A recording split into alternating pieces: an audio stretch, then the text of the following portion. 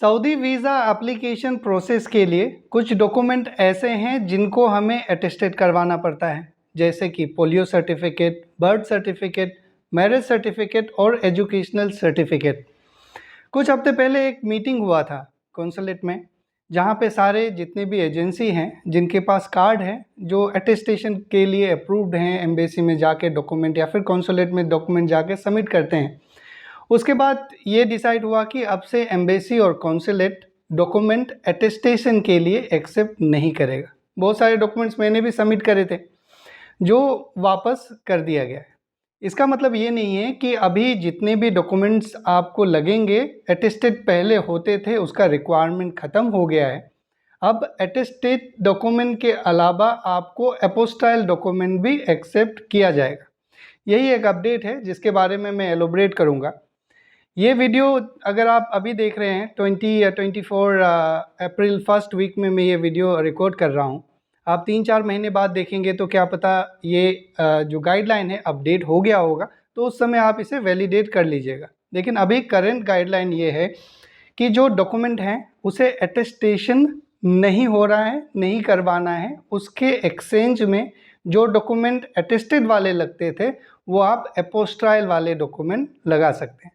ये attested document और apostille document होता क्या है, डिफरेंसेस क्या है, इसके बारे में मैंने एक वीडियो पब्लिश करा था, वो आप देख लीजिएगा।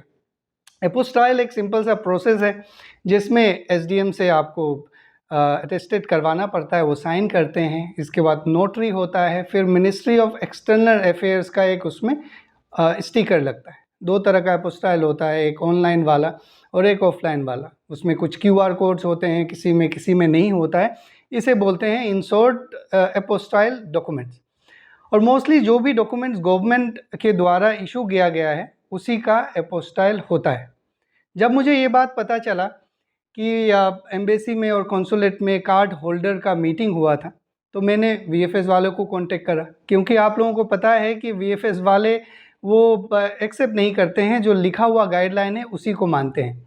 जब मैंने वीएफएस का वेबसाइट चेक करा तो वहाँ पे अभी भी यही लिखा हुआ है कि जो डॉक्यूमेंट्स हैं वो सऊदी कौंसलेट से, अगर मुंबई या मिशन में आपका आता है तो सऊदी कौंसलेट से आपके डॉक्यूमेंट अटेस्टेड होने चाहिए। अगर आपके दिल्ली मिशन में आता है तो आपके डॉक्यूमेंट्स सऊदी एम्बेसी दिल्ली से अटेस्टेड होने चाहिए। तो यही सवाल मैंने उनसे पूछा, मैंने उनको बताया यही सारी बातें कि जो मीटिंग हुआ था उसके बाद ये डिसीजन लिया गया है कि अब से अपोस्टाइल डॉक्यूमेंट एक्सेप्ट होगा। आपके जो वेबसाइट है उसमें ये अपडेट नहीं हुआ है, तो इसका अपडेटेड गाइडलाइन क्या है। मुझे एक फैमिली विजिट वीज़ा अप्लाई करना है और उसके लिए मुझे मैरिज सर्टिफिकेट अपोस्टाइल करके आप एक्सेप्ट करेंगे या नहीं करेंगे, प्लीज़ बताइए। तो उन्होंने इस चीज़ को कंफर्म करा है।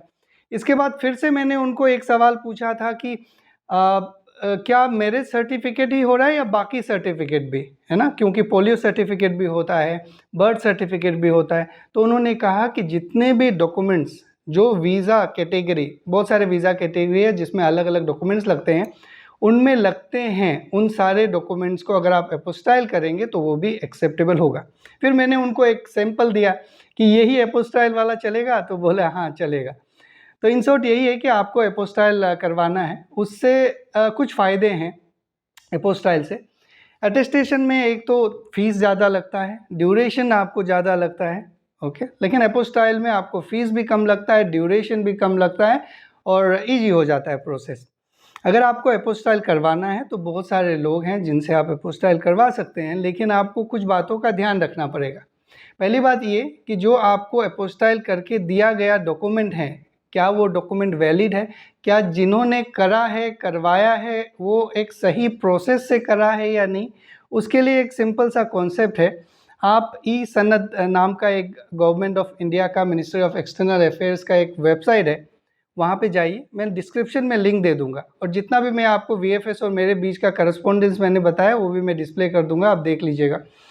तो वो ई सनद वाले वेबसाइट में जाइए, वहाँ पे अपोस्टाइल डॉक्यूमेंट जो स्टिकर रहता है उसमें एक नंबर रहता है। उस नंबर को अगर आप इंटर करेंगे तो आपके सारे डिटेल्स आ जाएंगे कि आपका डॉक्यूमेंट्स ये है, ये इनका नाम है, ये पासपोर्ट नंबर है। तो उससे आप ये वैलिडेट कर सकते हैं कि जो डॉक्यूमेंट आपको जिन्होंने भी अपोस्टाइल करवा के दिया है वो वैलिड है, ऑथेंटिकेट है, सही है, ओके।